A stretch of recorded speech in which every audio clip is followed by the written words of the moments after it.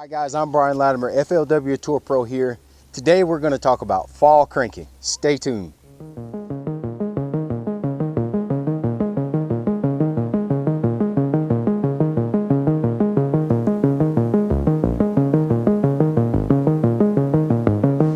know, if you guys watched my first segment on fall time fishing, the very first segment I did was actually on hard baits, and one of the hard baits that I like to use in the fall time is a crankbait. Of course, that had to be in the lineup when we're talking about hard fishing in the fall and hard baits. Well, crankbaits I feel like is such a diverse topic that I wanted to go back and catch that subject and really concentrate on crankbaits this week, because there's so many different styles, shapes, varieties to use, and there's a specific time and place for each one of those baits that I felt like maybe we should just concentrate on that for a little bit. So today, on today's segment, we're just going to talk about crankbaits, where to use them, the different types, and what I like to use in my favorite crankbaits. You know, when we're looking at crankbaits, there's basically three things that I like to look for that determine which crankbait I use in each situation. It depends on where the fish are in the water column. Are they high? Are they sort of suspended fish? Or am I having to get down to the bottom and really target those fish that are oriented close to the bottom? I'm looking at the type of crankbait. Is it a square bill? Is it a medium diver, a shallow diver, deep diver? And the actual bait itself. What is it made of? Is it a plastic crankbait? Is it a balsa wood crankbait? Those are three things that I really use to determine what type and where I throw my crankbaits. All right, so let's look at this first category that is probably my favorite, the most diverse, and the one that I use the most during the fall time of the year, and that's going to be the square bill. The square bill is probably one of the most versatile to use in shallow water. Square bill, you can run it into structure, docks, rocks. It has a nice tight wiggle, most of them do, and they really just deflect really well, which is really important when you're fishing a crankbait. Crankbait has a lot of hooks, treble hooks on them, so the tendency to hang is going to be pretty great when you're fishing around a lot of structure. But the square bill that's on a square bill crankbait just allows that bait to bounce off structure a lot better than some of the other crankbaits. Also, it gives it a different action than you'll find in a lot of crankbaits as well. So that first category, the square bills, of course, I'm a huge advocate of the Echo 175. I love it. It has the best deflection properties out of any square bill on the market. It'll come through and go places that you normally would throw a spinner bait, through grass, through laydowns, rocks and things. It has such a unique cadence to its wiggle that it's going to really come through structure really well. So that's probably one of my go-tos. When I'm looking at colors on my square bills, in the fall time, you heard me say it over and over and over, it's all about shad imitators, and that's why crankbaits are so good this time of year. I'm gonna, I will throw some brim patterns like this ghost gill here, but I do like a lot of the ghost shad colors. A lot of times in the fall, especially where I live, the water's going to be really clear. We don't get near as much rain towards the end of the summer and into the fall. Right now, we're quite frankly in a drought, and all our lakes and rivers are really clear. They're low, which is great. That's a good thing to throw a crankbait is when the water's low like it is now, because it pulls all those fish out of the structure, pulls them out on the ends of laydowns, out on the ends of docks, out on the ends of things, and that's when you can really cover a lot of water with crankbaits. So the ghost shad is a really good color this time of the year, and I'll even throw this color in stained water. And you may be thinking, well, God, how can they see it? A lot of times it's not about the color, but it's the water displacement, especially with the Echo 175. Has a lot of water displacement in the water. It really pushes and moves a lot of water. It's really aggressive cadence. So I'm not necessarily always trying to get the fish to react to the color or the gill. Sometimes it's just the water displacement of the Echo 175. So Echo 175, by far my favorite go-to when we're talking about throwing square bills. When I'm fishing shallow, I'm fishing mud flats, places that fish normally get going into the fall time of the year. Echo 175 is almost always going to be it. Now, most of these crankbaits are going to be injected mold products, or quite frankly, plastic products. Echo 175 is a plastic product. Even some of my medium and deep divers I've got Strike King Series 5XD. That's a good one where you need to get a little bit deeper, that 10-12 foot range. Sometimes I come up on that situation. Another one of my favorites is the DT10s and the DT6s. Those are great balsa wood crankbaits.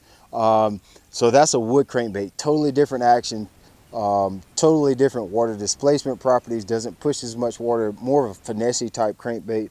And some of my handmade crankbaits, they're almost all of my handmade crankbaits are balsa wood. There's a couple that I like to throw, they're actually basswood wood. They're a little heavier, a little bit more dense wood, totally different action. But the majority of them are going to be balsa wood products. And when we look at some of the different things that these crankbaits are made out of, a balsa wood crankbait like the DT6s and some of these handmade crankbaits, they're going to have a totally different action in the water, and they're also more buoyant. And a lot of your really hardcore crankbait guys, they're going to be huge fans of balsa wood crankbaits, and the reason is wood is more buoyant. You may ask yourself, why is that important? Well, it's more buoyant. That makes it easier to bring through structure. If I'm bringing a balsa wood crankbait through a laydown or any kind of heavy structure, that crankbait will back out of that wood a lot better. So I can snap my rod and it'll back out of it a lot quicker. I'm not going to hang up as much. So that can be really important when you're really targeting, you know, a lot of laydowns. And in particular, I think in wood is where balsa wood crankbaits really shine. Anytime it's really cold, typically your balsa wood crankbaits are going to have a lot tighter cadence. They're not going to displace a lot more water. It's more of a finesse, more of a precise type of bait. So that's why you see a lot of your hardcore cranking guys that are really serious about it. They're almost always going to throw a balsa wood product. There's a lot of different variants when you're throwing a balsa wood product. That's one of the downsides. You may buy 5 crankbaits and 2 of them only really give you the action that you really want. So that's one of the downsides. They're a lot harder to tune, in my opinion. Definitely not as durable. If you're throwing a balsa wood crankbait, you better have 3 or 4 of them if you're really planning to use them a lot during the day.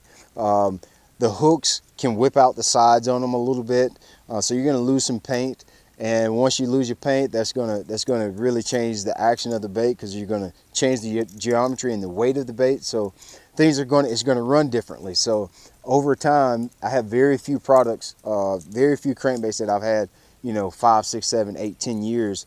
Like with some of my injected mold products, you know, as long as you don't break it off, it's almost always going to be good. They're easier to tune. They typically throw better. They're going to have a weight transfer system in it. But your balsa wood crankbaits are a little bit more inconsistent with how they're made. So you're going to have a lot of baits. You're going to go through a lot of baits. That's the part of it. It's balsa. It's not going to last forever. Balsa wood crankbaits definitely need to be in your tackle box for sure. You know, especially during the fall time of the year, I really have to have a lipless crankbait on deck pretty much all the time. And you can see I've got several crankbaits here. I've probably got more lipless crankbaits than I do any of the crankbaits that I have behind me. I have several that I want to talk about today, but a lipless crankbait is one that you can count on day in, day out this time of the year. And there's one simple reason why. You can throw that. Well, I said there's probably 5 different reasons why it's a good crankbait to throw this time of the year. The profile matches the shad, bar none, better than any crankbait on the market. You know, you've got the half-ounce sizes, you've got the quarter-ounce sizes, the little teeny traps. Most of the time during the fall, your shad are going to be super tiny, and that little tiny trap and those little quarter-ounce traps match that to a T. The colors are always great. There's tons of color variations when you're talking about traps. And you can cover so much water with them. They throw really well. All of them are really heavy. A lot of BBs in them. That weight transfer is almost like a built-in weight transfer. They always throw really well in windy conditions that you're always going to have when the season's changing, like it is during the fall time of the year. So, you know, I keep a lot of lipless crankbaits in my boat during the season. You're going to always run into schooling fish when you're talking about this time of the year.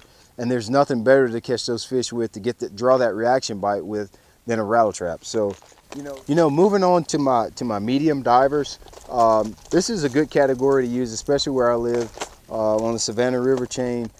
Our lakes are a little bit deeper, a little bit clearer, so You have to get the bait down to the fish a little bit closer a lot of times. And this medium series, you know, I've pretty much rounded it down to about 2 baits that I really count on. The DT series, the DT6 and DT10s, those are just awesome baits for me. I use those a lot. Even when we get further into the year, at some point I'm probably going to talk about cold water cranking. That DT series is going to come back up again. It just have all the best colors. The bait throws well. To be a balsa bait, that bait's going to throw really well in any windy condition. Most of your balsa baits are going to get and helicopter around because they don't have a weight transfer system, but the DT series is going to throw really well. There's a Yozuri crankbait. I'm not sure what they call this crankbait, but the Yozuri hardcore minnow, I think is what it's called.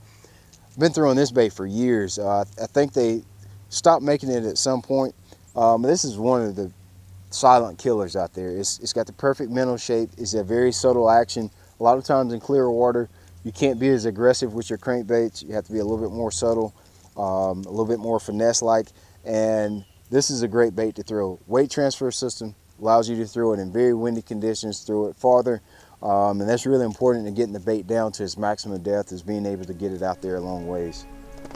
Anytime you have a weather change or season change, puts fish on the move, the days are starting to get shorter, that length of day triggers something in those fish, tells them, hey, seasons are changing, it's time to move.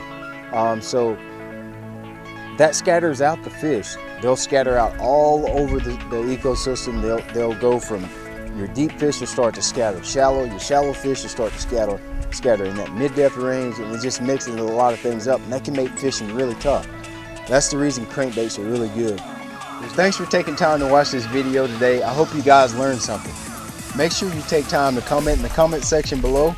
I'll pick one person from this video to win a brand new Echo 175 from Bill Lewis Outdoors.